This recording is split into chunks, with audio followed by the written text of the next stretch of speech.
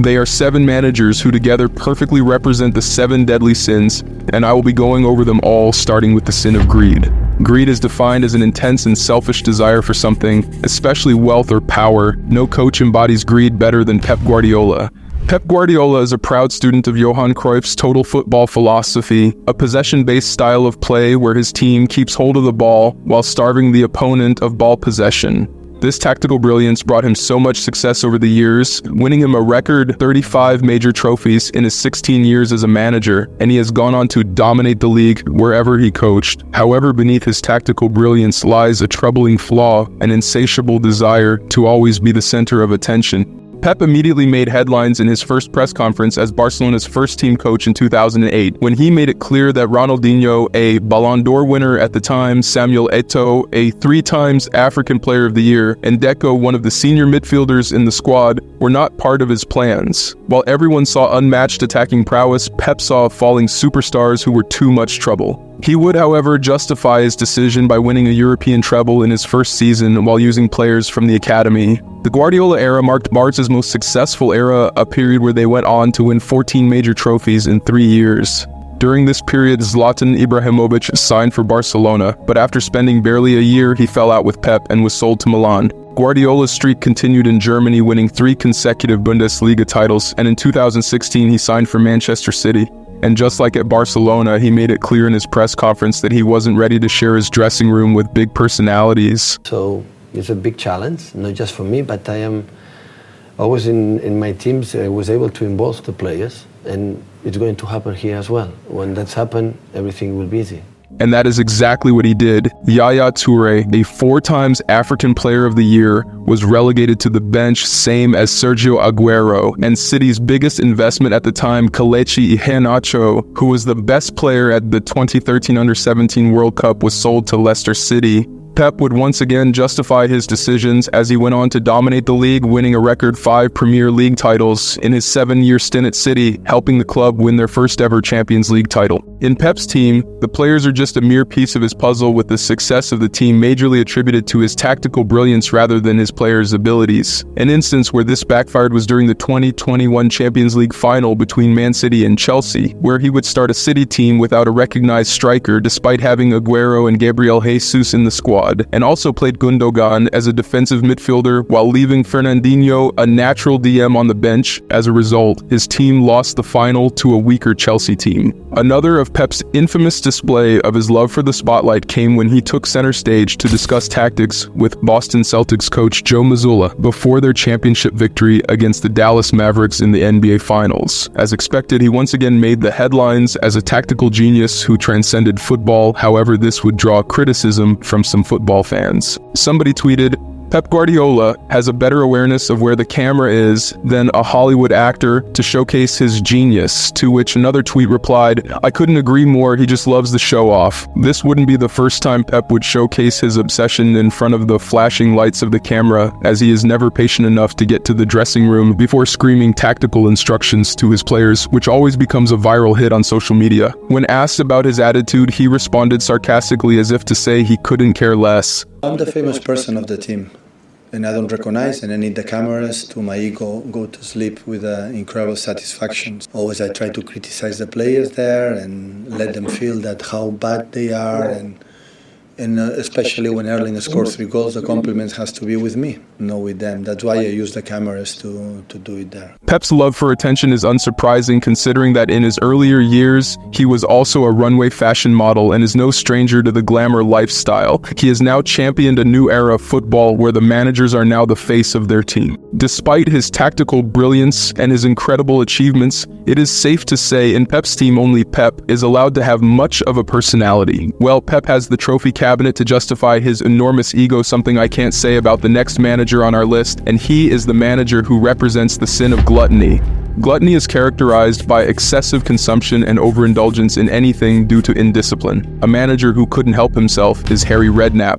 Harry Redknapp built a reputation over the years as the manager to call on when a club is going through a difficult phase, as he is no stranger to the relegation battle and has helped the likes of Spurs, Portsmouth, and Bournemouth avoid relegation and stay in the Premier League. However, the solution he offers comes at the cost of overindulging in the transfer market and running clubs into financial problems. Redknapp's tenure as Portsmouth manager is particularly notable for his involvement in a series of high-profile signings and keeping them on ridiculously high wages. Although his signings were crucial for Portsmouth winning the 2008 FA Cup, it ultimately contributed to the club going bankrupt. In 2008, it was reported that Redknapp's Portsmouth were the Premier League's third biggest spender in the summer, splashing £57 million on 13 new players who were kept on high wages with little to no resale plan. This level of expenditure, especially for a club of Portsmouth's size, was unsustainable. And just a year later, in 2009, they were relegated from the Premier League, with the club being plunged into deep financial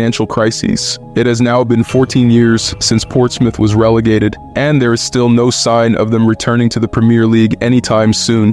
One would think Redknapp learned his lessons from his time at Portsmouth, but nothing could be further from the truth.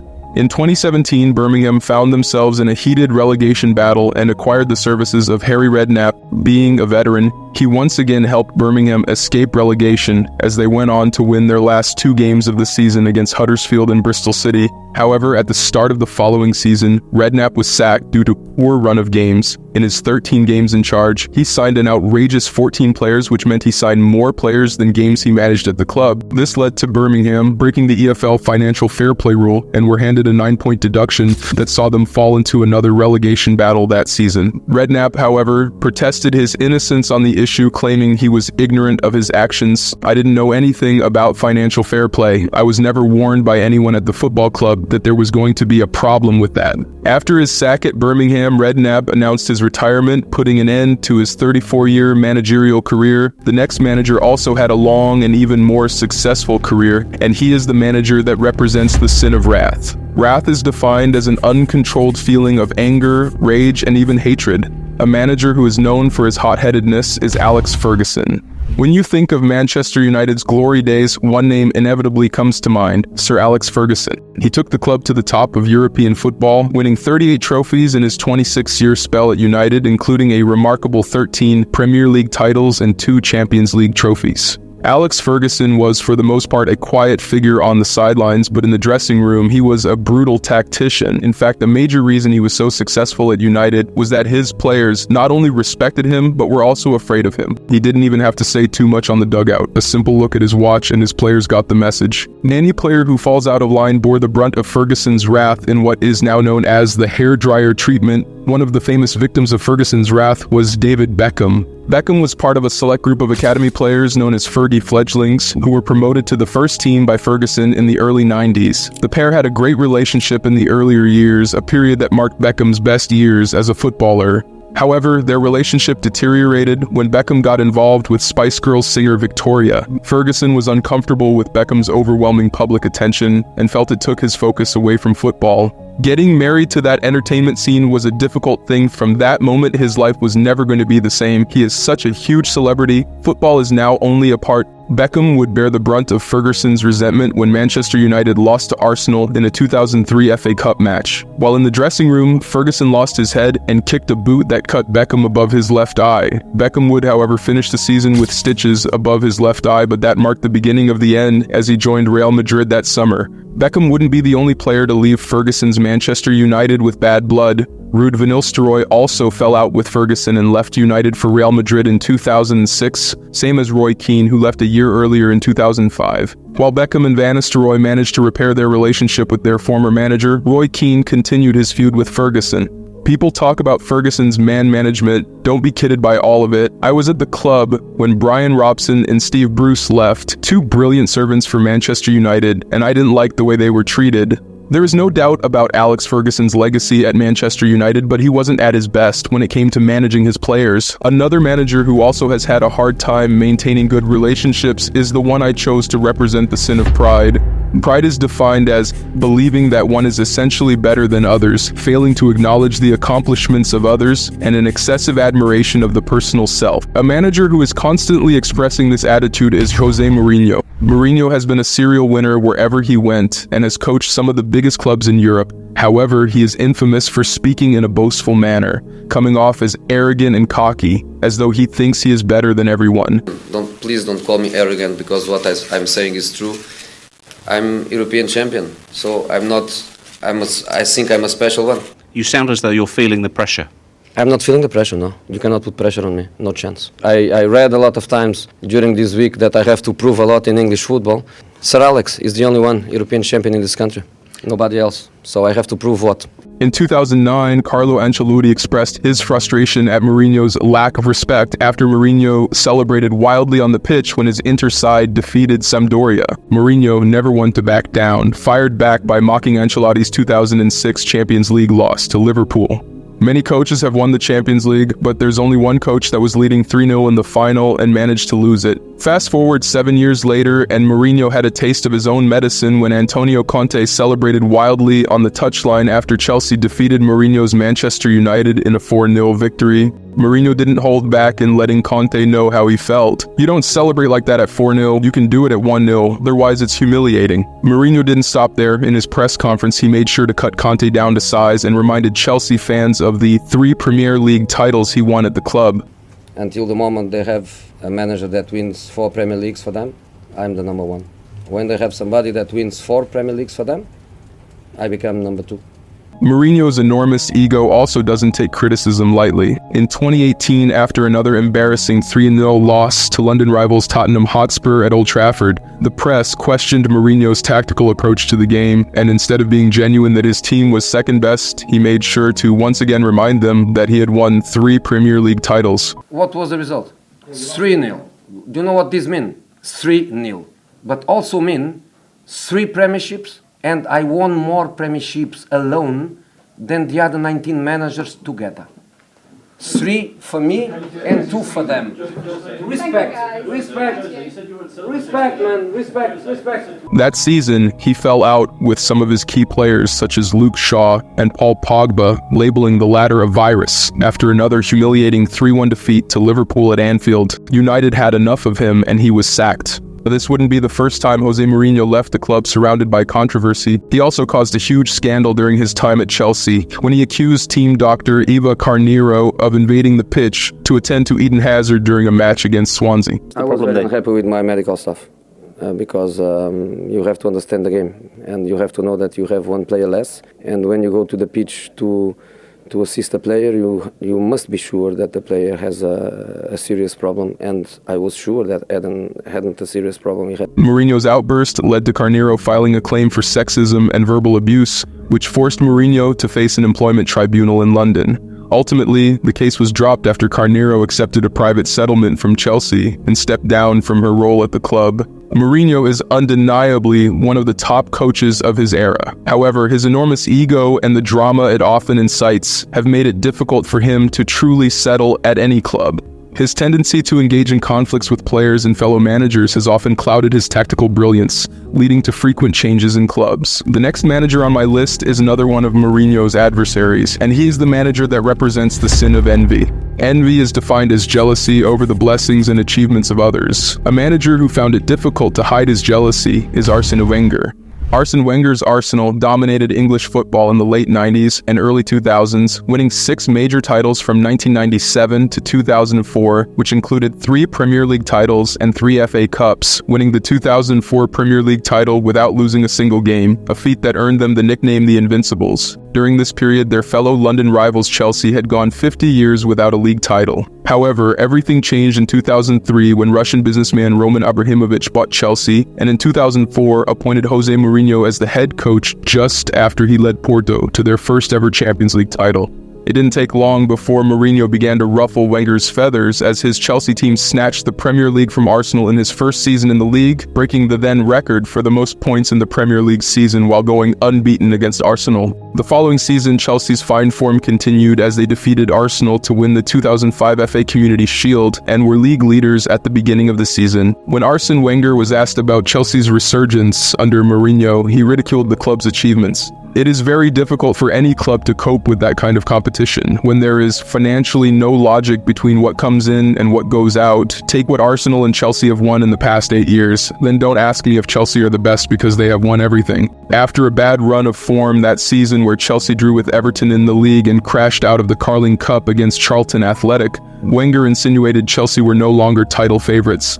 A little bit of belief has gone. Mourinho, in his usual manner, clapped back at Wenger, calling him a poke-noser. There are some guys who, when they are at home, have a big telescope to see what happens in other families. He speaks and speaks and speaks about Chelsea. That season, Chelsea did a league double against Arsenal to win 2 consecutive Premier League titles. In 2007, Mourinho left Chelsea after an alleged fallout with club owner Roman Abramovich. He went on to win 2 Serie A titles and another Champions League title at Inter and a La Liga title at Real Madrid before returning to Chelsea in 2013, while Wenger's Arsenal, on the other hand, went trophyless in Mourinho's 6 years absence from the Premier League. In 2014, after Chelsea's 3-0 victory over Newcastle to go top of the league, Mourinho insisted Wenger's Arsenal were favorite to win the league. When Wenger was asked about Mourinho's statement, he suggested Mourinho was downplaying Chelsea's title hopes because he was scared of failing. It is fear to fail. It is still open. Only Chelsea can lose it because they are in front and all other teams can win it. Mourinho wasn't pleased with Wenger's statement and called him a specialist in failure. Arsene has also said that comments coming from managers saying that they are not in the title race come out of a fear of failure. Do you have a fear of failure? You know, he is a specialist in failure. I'm not. What's your reaction to Jose Mourinho's comments on Friday that you were a specialist in failure? I'm embarrassed for him, honestly.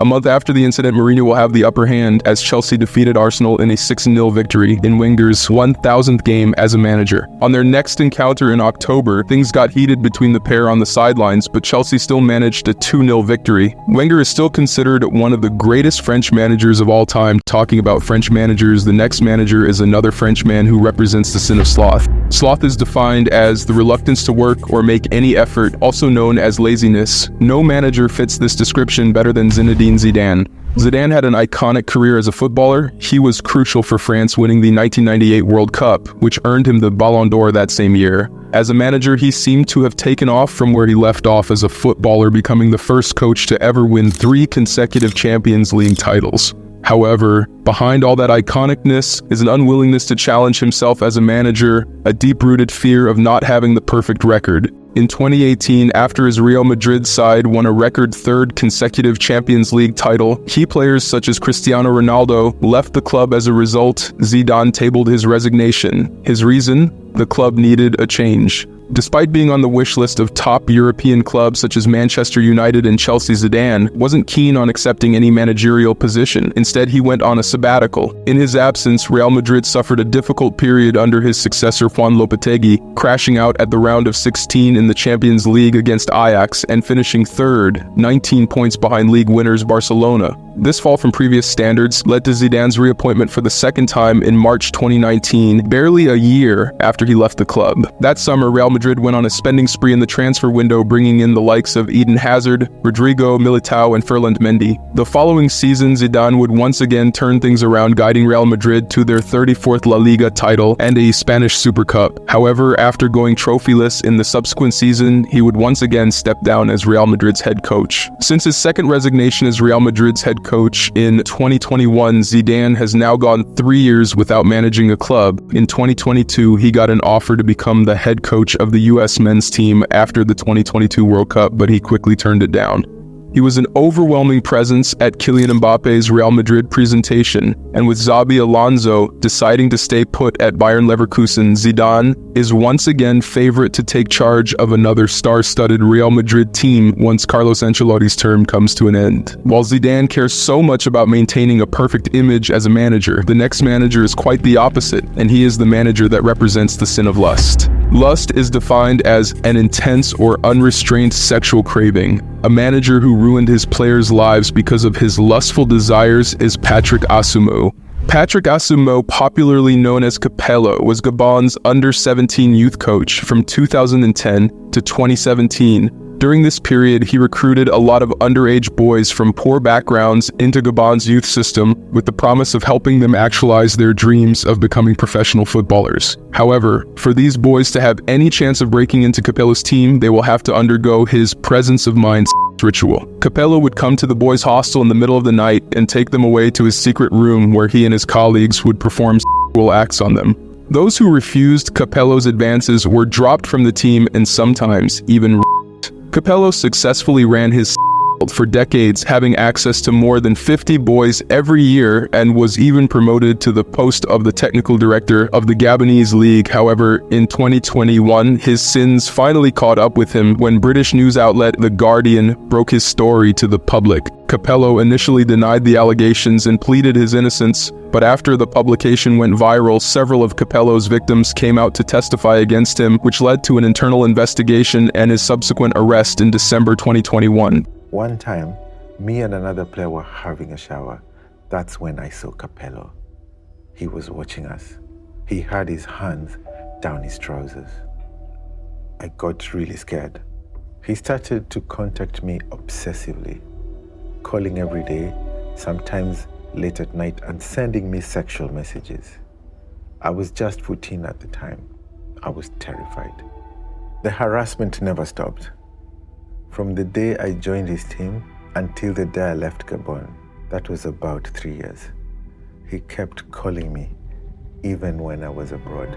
The president of the Gabonese FA, Alien Mugengi, was also arrested for being complicit in Capello's crimes. However, the Gabonese FA Fegafoot denied any wrongdoing, saying they were not aware of Capello's crimes. The FA's statement was countered by another Gabonese legend, Bryce Makaya, who claimed the FA was fully aware, but refused to take any action. Capello has repeatedly essayed children. Everyone inside Gabonese football was aware. I was a part of that system and I denounced his acts several times. I even denounced him several times to the Federal Bureau of Fegafoot. Another Gabonese player, Armand Ossé, narrated how Capello targeted him during his youthful years. I know Capello very well. He was close to getting me. I admit it. Gabon is a small country. We all know who has done what. It is an open secret. After spending 6 months in prison, the FA president Alien Mugengi was released due to lack of sufficient evidence, and in 2022, there was public outrage when Mugengi was pictured with CAF president Patrice Motsepe and FIFA president Giorgino Infantino before the launch of the 2022 World Cup.